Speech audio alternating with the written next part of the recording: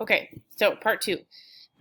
You'll talk about the proof. You're going to have to make a convincing case for particular causes in your paper, so you'll need sources to talk about that.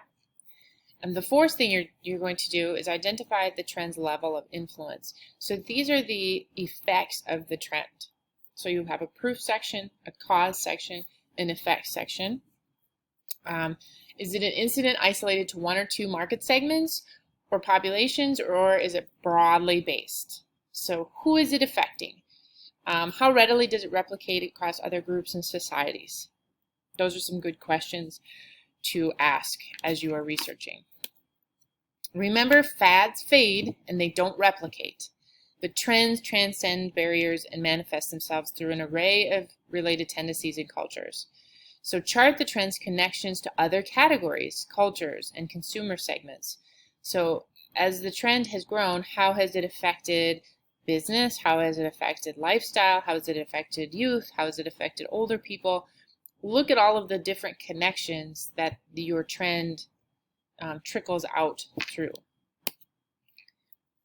Track the trend's progression. Is it progressing or regressing? And if it's regressing, you might need to rethink what it is that you're looking at. Trends steadily progress and build momentum over time, but fads don't. They'll die off.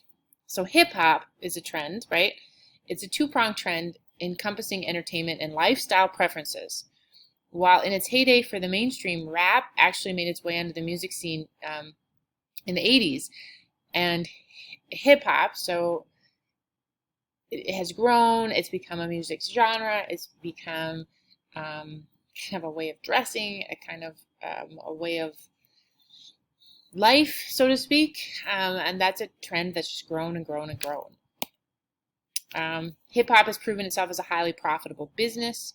Movies, apparel, accessories, rap music has established itself as a respectable genre in its own right. Fifth thing you do to analyze a trend, you have to consider the effects of the trend on the culture. Okay, so this is still its influence, but how is it affecting people, culture? Sixth, if applicable, suggest possible solutions for the trend. So some of your trends are going to they're going to be problematic, like debt, right? What are some solutions for the debt trend? People like Dave Ramsey who teach financial responsibility. That would be a solution or a counter trend to that trend. Seventh, an area that doesn't receive nearly the coverage it should is the counter trend. What's the opposite? So health and fitness definitely is a trend in our society, but the counter trend, the opposite of that, would be obesity. We have more obesity in our country than we ever have before. So the counter trend to health and fitness is the obesity trend. A lot of times there's one trend that is opposite the other that is also growing. Each trend is matched by a prevailing counter trend. Quite often, this is the case. You know, if more people are eating organic, not non-processed foods, we also have more people eating processed foods than ever before. Online shopping would probably be a trend, but maybe the counter trend of that would be, you know, bringing back Main Street, you know, shop local. That might be the counter trend. This one I kind of already talked about with you. You know, people maybe are trying to trim down with healthier diets, but processed food revenues are growing at equally compelling rates. So you could even look at like fast food as a trend. I think fast food is a trend. Think about all the different types of fast food that there are available. Most trends and opposite counter trend exists. If you feel as though you have no unique insights to offer, maybe hunt for a counter trend. You know, if you're looking at a trend that you think, this is kind of boring, what's the counter trend of it? And you could maybe do that. We don't need to talk about that. Okay. Trend spotting isn't just for entrepreneurs. I mean, entrepreneurs do that, but it's for you too. So consider the growing cultural emphasis on well-being, right? Think about that as a trend. If you want to do well-being as a trend, maybe you would be looking at these bullet points. The response: grocery stores are stocking natural and organic foods, medicinal herbs, and non-toxic cleaning supplies. So clean living, that might be the trend. Some insurance have expanded to cover alternative medicine. Alternative medicine might be the trend that you want to look at.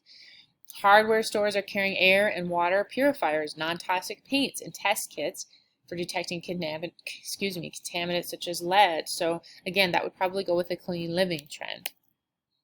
How do you start this paper? So there's information everywhere you look. Look at magazines, newspapers, web articles, TV news shows. Think about if the fads around you add up to something deeper. Recognize the obvious isn't so obvious. You might see something in front of you, and then when you start to analyze it, you'll realize it's actually something else. It's a trend. You know, how many people go out and jog for an hour, then go home and eat a pint of ice cream? Like, that's fitness and fatness in the same person.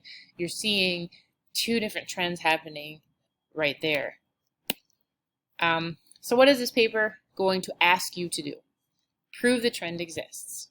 Analyze the causes of the trend. Make a convincing case for the causes. Refute counter-causal arguments. You'll do that with outside sources. Consider the effects of the trend on the culture. Consider the solutions. Each of these is a section of this paper. All of them have to be covered. So you're going to need a multitude of different sources to do that. Your research should confirm your own hunches about the trend, give some historical reference, but not too far back. I don't need you to go back 100 years. I've had students do like plastic surgery. You don't need to go back to ancient Egyptian times where they were doing body alterations. You could back up to probably where it started to really pick up in the 70s or 80s. Suggest other causes for the trend. Provide evidence in support of your proposed causes. Suggest effects of the trend. Suggest problems or solutions for the trend. So I'm going to move us ahead. Presentation of it in your paper. Introduce it engagingly. So introduce it by defining it. You will define your trend to start out. Prove the existence through anecdotes. Statistics are huge in this paper. Provide details, background, current status of the trend. You will have a thesis statement in this paper that you identify the trend and the main reason or reasons for the existence of the trend. I'm going to take you. Questions to ask yourself while you write the paper. Have you mentioned only one or two causes where you should be accounting for several? Have you mistakenly assumed that something occurred prior to the beginning of the trend and was therefore a cause? How can I be sure not to confuse causes with effects? That's something that I would be happy to walk you through. Sometimes effects can be sustaining the causes of a trend, but then you have to acknowledge it as such. So causes and effects can become blurry in what area it is. How can you show readers you have accepted the burden of proof? You must prove that this is a trend. If I don't feel like you prove it, the whole paper will falter. And then how can you refute counter arguments? So this is a paper where you are also persuading me that this is a trend. So be thinking of arguments that I might have against your trend throughout your writing. Okay, I had to make a quick change there on one of the dates that had gotten changed. So let's pick it up right here. What are you going to do for the paper? Conduct primary or secondary source research. I will start you with that next week. Submit a one-page type proposal. Don't worry about what that needs to look like at this point. It's due on November 11th, so you have some time, but I need you to start thinking about a trend. If you didn't do the ethnography paper with a partner, you have the option to work with a partner for the trend paper.